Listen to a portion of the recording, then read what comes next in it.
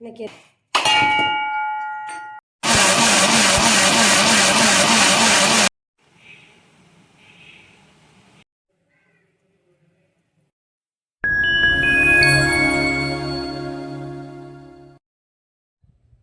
என்ன பார்க்க போகிறோம்னா கருப்பு கவுனி அரிசியில் பால் கொழுக்கட்டை செய்ய போகிறோம்.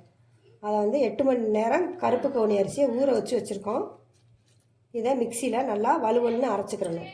கருப்பு கவுனி அரிசி எப்பயுமே கொஞ்சம் விழுவிழுப்பு தன்மை இருக்கும். அதுக்காண்டி கொஞ்சமாக பச்சரிசி மாவு தேவையான அளவு நம்ம கொழுக்கட்டைக்கு உருட்டுற அளவுக்கு நம்ம பச்சரிசி மாவு போட்டுக்கிறணும். கொஞ்சோண்டு ஏலக்காய் தூள், தேங்காய் பால் எடுத்துக்கிறணும். உடச்சி கொஞ்சோண்டு தேங்காய் பால், ஒரு 1/4 கப் தேங்காய் பால், நாட்டு சர்க்கரை 1/2 கப்பு நாட்டு சர்க்கரை எடுத்துக்கிறணும். ஃபஸ்ட்டு கருப்பு கவுனி அரிசியை அரைச்சிட்டு வந்துடுவோம். அரைச்சிட்டு பார்ப்போம். மிக்சியில் போட்டு அரைச்சிக்குவோம்.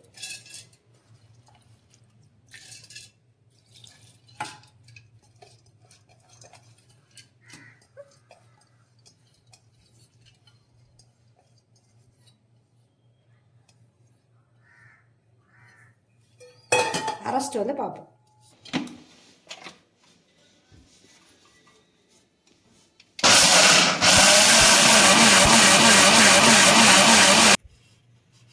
இப்போ இந்த மாதிரி நைஸாக அரைச்சிக்கணும்.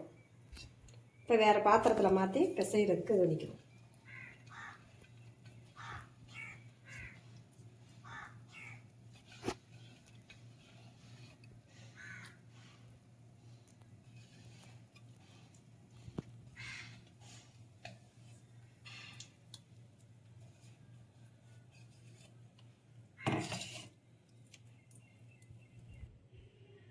உப்பு கொஞ்சமாக போட்டால் போதும். ஒரு 1/4 ஸ்பூன் உப்பு போட்டுக்கிறோம்.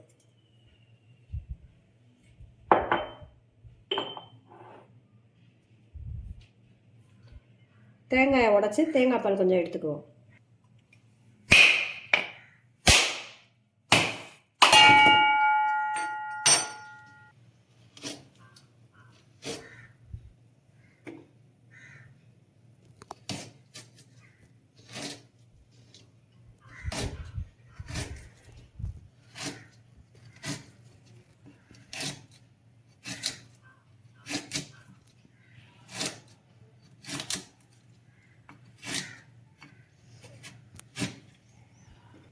தேங்காய் பால் அரைச்சிட்டு வந்துடுவோம்.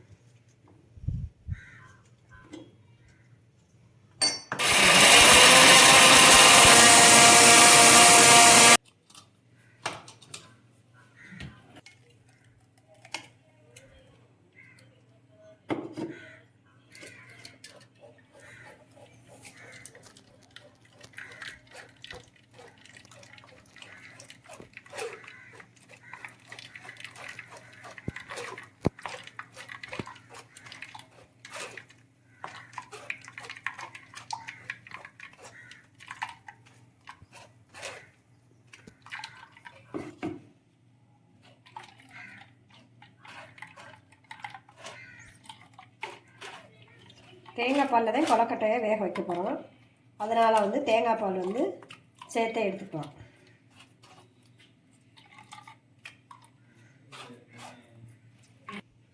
தேங்காய் பால் அரைச்சி வச்சுருக்கோம். புளிஞ்சு பாலாக எடுத்து வச்சுருக்கோம்.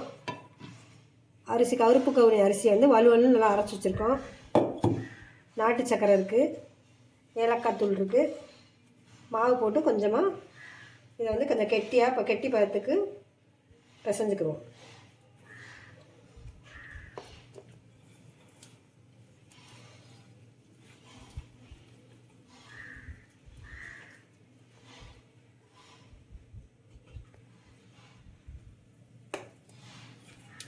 இப்போ நம்ம முறுக்கு உலக்க அச்சுறதே நம்ம புளிய போகிறோம். புளிஞ்சு விட்டோம்னா ஈஸியாக இருக்கும். நம்மளுக்கு சீக்கிரத்துலேயே வேலை முடிஞ்சிடும். நல்லாவும் டேஸ்ட்டாக இருக்கும், சாஃப்டாக இருக்கும்.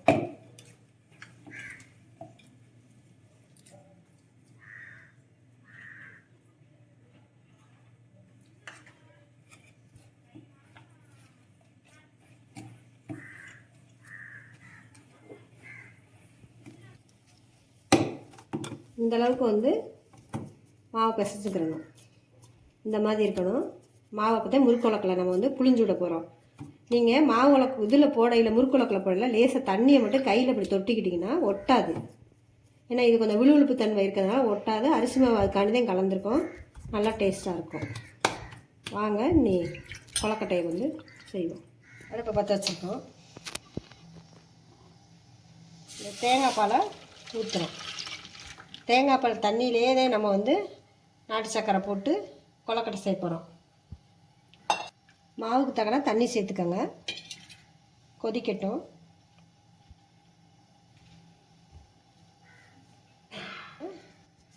தேங்காய் பாலோடையே போடுறோம்.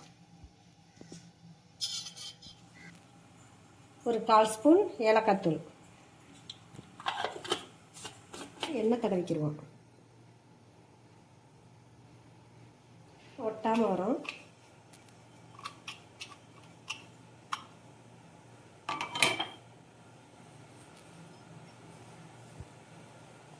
லேசாக மாவு தண்ணி தொட்டுக்கிட்டு இதுக்குள்ளே போட்டு நம்ம வந்து புளிஞ்சு விட போகிறோம்.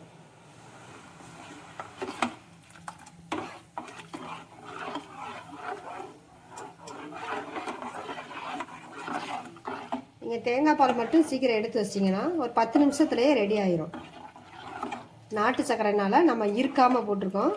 நீங்கள் தேவைப்பட்டால் இருக்கணுமா கூட இருத்துக்கங்க. சுத்தமான நாட்டு சர்க்கரைனால நாங்கள் இருக்கலை.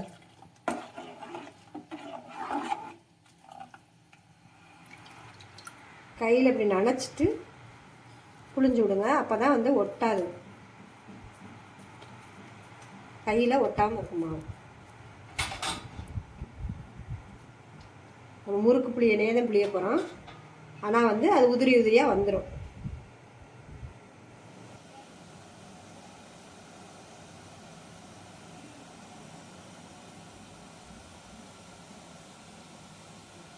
நல்லா கொதிச்சிருச்சு.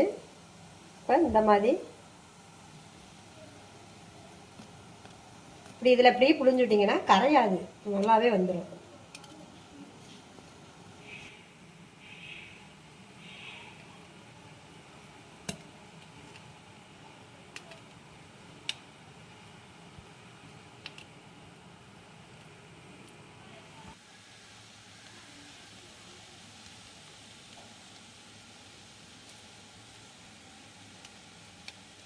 உங்களுக்கு பார்க்க அப்படி இருக்கும். நம்ம உடஞ்சி நம்ம பால் கொலக்கட்டை உருட்டுற மாதிரியே வந்துடும்.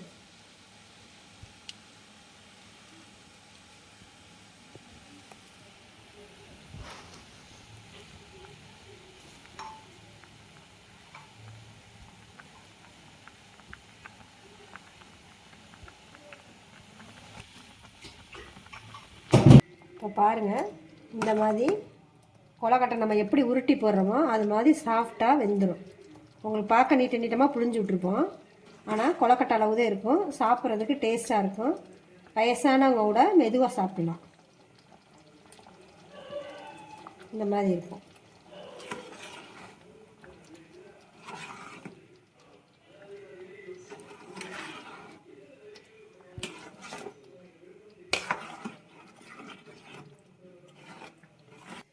இப்போ பால் கொலக்கட்டை ரெடி ஆயிடுச்சு. வாங்க ஒரு பிளேட்டில் மாற்றிக்குவோம்.